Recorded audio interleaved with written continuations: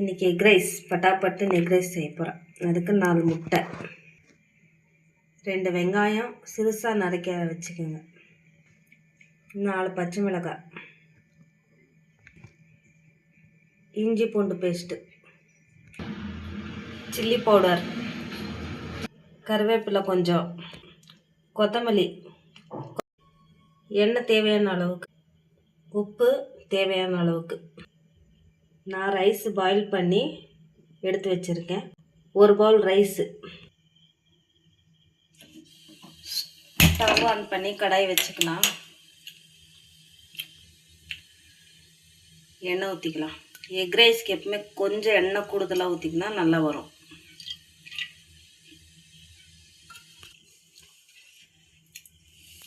Onion போட்டுக்கலாம். எண்ணெய் காஞ்சி வச்சு ஆனியன் போட்டுக்கலாம்.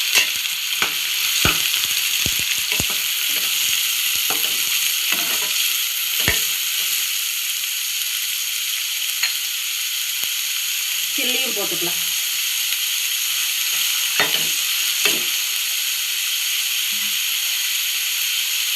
இதெல்லாம் வதங்கிறதுக்கு ஒரு 1/2 ஸ்பூன் உப்பு போட்டுக்கலாம். அப்போதான் நல்லா வதங்கி வந்துடும்.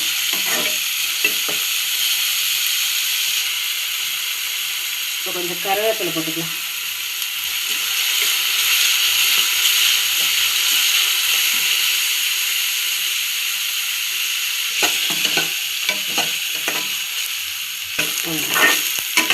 வெங்காயம் எவ்வளோ வதங்கினா போதும், எக் ரைஸ்க்கு நிறைய வதங்க தேவையில்லை. இப்போ இஞ்சி பூண்டு பேஸ்ட் எடுத்துக்கலாம். ஒரு 2 ஸ்பூன் போட்டால் போதும்.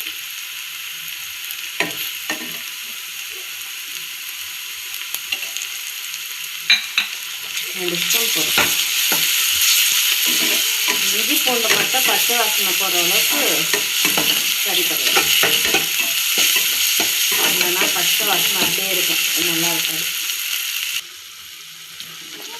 நல்லா இஞ்சி பூண்டு பச்சை வாசனை போயிடுச்சு. இந்த டைமில் நம்ம முட்டை சேர்த்துக்கலாம்.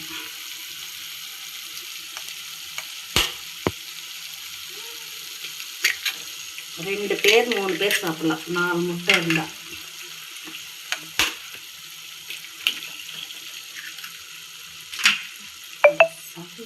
ஏதோ ஒரு முட்டை அதிசயம், 2 கரு இருக்கு பாருங்க.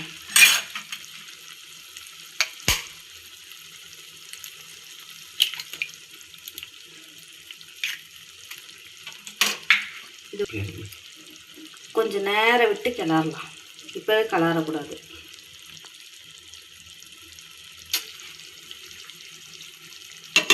லேசாக இப்படி கிளறி விடலாம், அடி பிடிக்காது. அதாக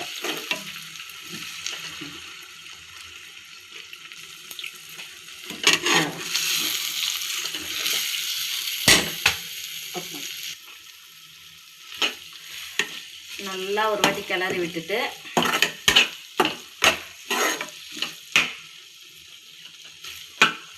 இன்னும் கொஞ்சம் பாயில் ஆகட்டும் முட்டை.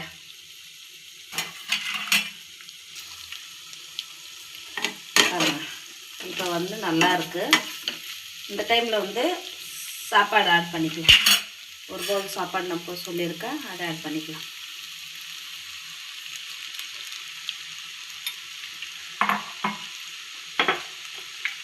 இந்த டைமில் ஒரு 2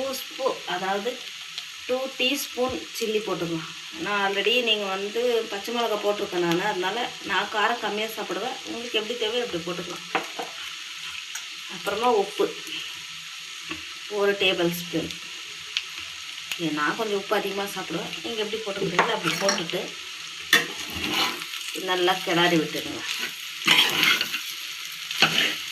நிறைய பேர் சொல்லலாம் பச்சை மிளகாய் சில்லி பவுடர் வாசனை வரணும், அதெல்லாம் இன்னும் வராது. நீங்கள் ட்ரை பண்ணி பாருங்கள், நல்லாயிருக்கும். ஈஸி ரெசிபி இது.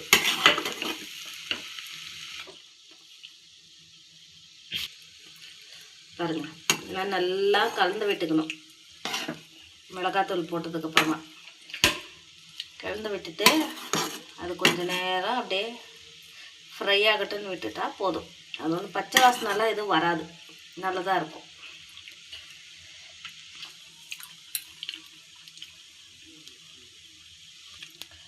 கரெக்டாக எல்லாம் வந்திருக்கு. லைட்டாக கொத்தமல்லி தூவி கலந்துட்டு இறக்கிடலாம்.